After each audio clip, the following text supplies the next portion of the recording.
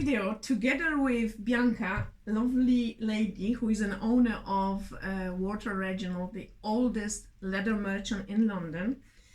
Gonna lead us through the leathers which we use in a garment construction, which leathers are right to use in a garment construction, and what type of leathers we have.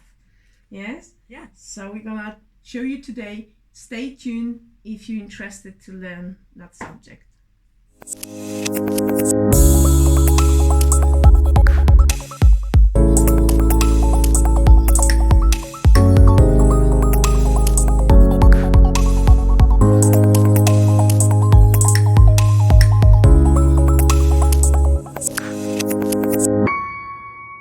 What would happen after this stage, once it's been sort of drum dyed, to give it a little bit more protection, That would be more this would be body the next, to it. exactly, this is kind of like the next stage up. So this is on a lamb nappa, and what's happened here is it's been pigmented, so it kind of goes through a machine that kind of takes it through, and all this spray paint, the pigment, the paint is kind of sprayed over the top. Okay. So what that does is you don't lose the kind of grain and that natural feeling of the leather, but what it does is it gives it that protection. So obviously for a garment, you want to wear your jacket, you're going to want to wear it outside, you want to wear it in the rain. The rain gonna Exactly. run on You it. want to know that the rain's going to bead off and not get sucked into it and stain it. So of course, when it comes to kind of pigmented nappas and leathers, it's you can't say it's better, but it just gives you something that's more different. Exactly. Different durability, isn't it? Absolutely. It's like you would use it for different garment. Like in my dream is actually to make a dress in this. Dresses in that are beautiful. Yeah. But you've got in black as well. Yeah, and black is more tolerant to it, though, isn't it? It Because is. I made the garments in black leather of Japanese hide, and they behave really better. Yes, it does. And they're very strong. Yeah. It's so difficult to actually rip them. Well, they're cow at the end of the day as well. So with the leathers, we have lots of different types of leathers and different types of animals, and I think we'll go into more detail about that later on. Yeah, exactly. But certainly, yes, with the cow skins, they're very, very strong. So that one is very soft, and that one got like more body to it, and also it's more resistant to rain and actually damages of grease and any other kind of. This is going to last you. This is the sort of leather that you're going to make a jacket, and then you're going to pass that down to your children, and then they're going to pass it down to their grandchildren. Eventually, it's going to end up in a vintage shop, and it's just going to keep going and looking better That was with my age. grand's. Yeah, but it's going to just keep going, and it'll look better with age. So it's a really good option for something durable. So next stage of finishing would be, what's that beauty? So that's not as well, isn't it?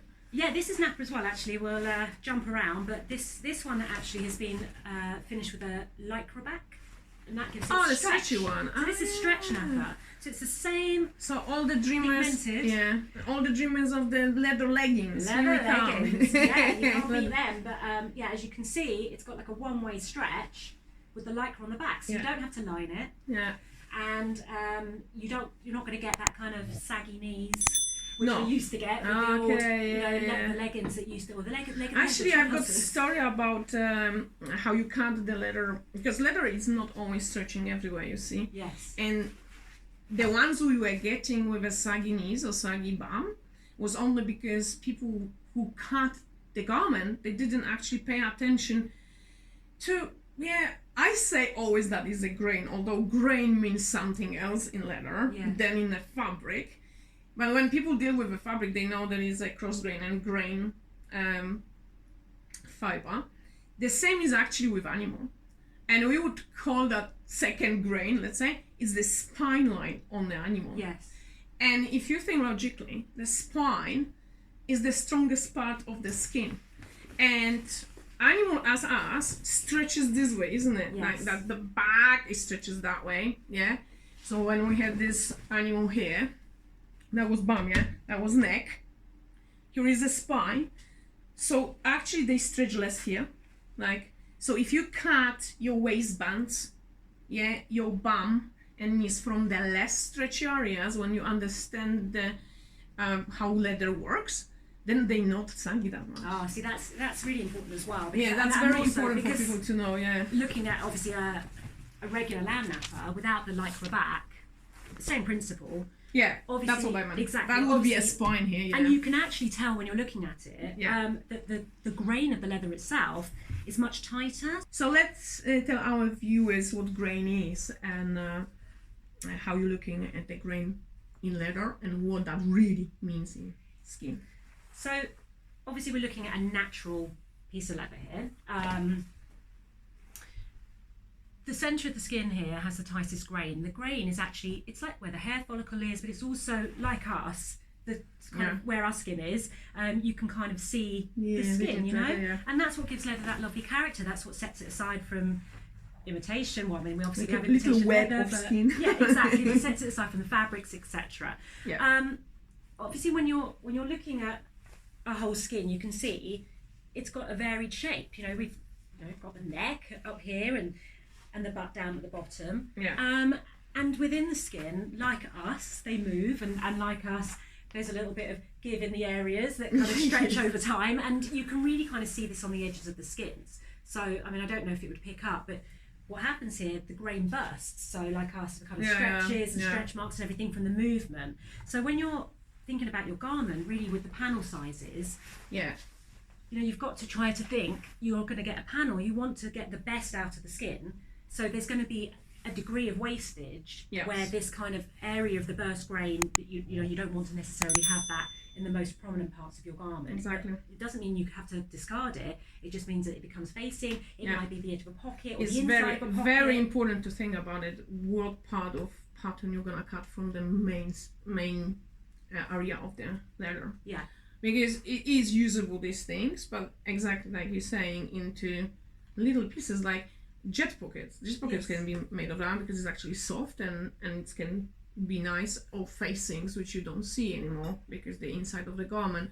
Or sometimes I even cut under sleeves. Yes, exactly. Because like under sleeve is like not the part of the sleeve you see much. Exactly. If it's not so prominent, it just means you can use all of the skin. But you know, the other thing that's really you're eventually gonna have off guards. Yeah, you have to take that in account, that you're gonna have off guards. It's not like a fabric that you can use. Actually, in the fabric as well, you've got off guards. You never use an old fabric, because they are these funny shapes and you then don't fit anything anymore.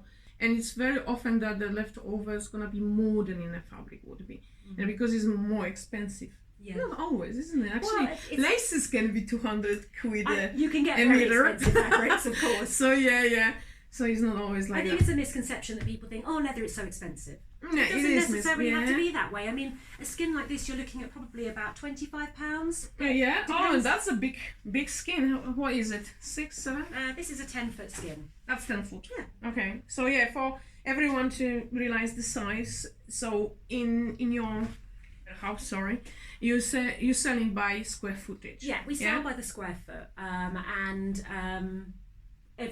most skins are all size, etc. Yes. That's exactly 10. Exactly. Yeah. When we edit, how you know there is a stamp. There is a stamp on the wrong side of the leather. Yeah. What's exact square footage it is, the leather. So they're gonna vary, isn't it? They all vary, and they vary by the time of year as well. So obviously, are they? Yeah, because sometimes we'll get certain yields in the year.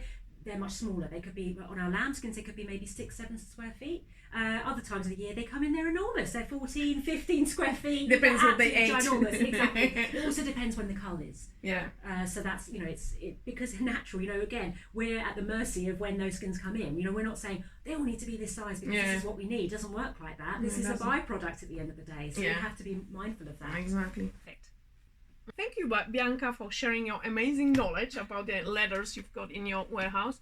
And we welcome everybody to come to Water Regional in London. Got amazing news for our viewers. Yes, anyone that wants to contact us to buy some leathers, we're offering a 5% discount. If you quote YT21 when you're ordering, you can do that through the website, walterreginald.com. You can email us at info@walterreginald.com. We're on Instagram and all the socials.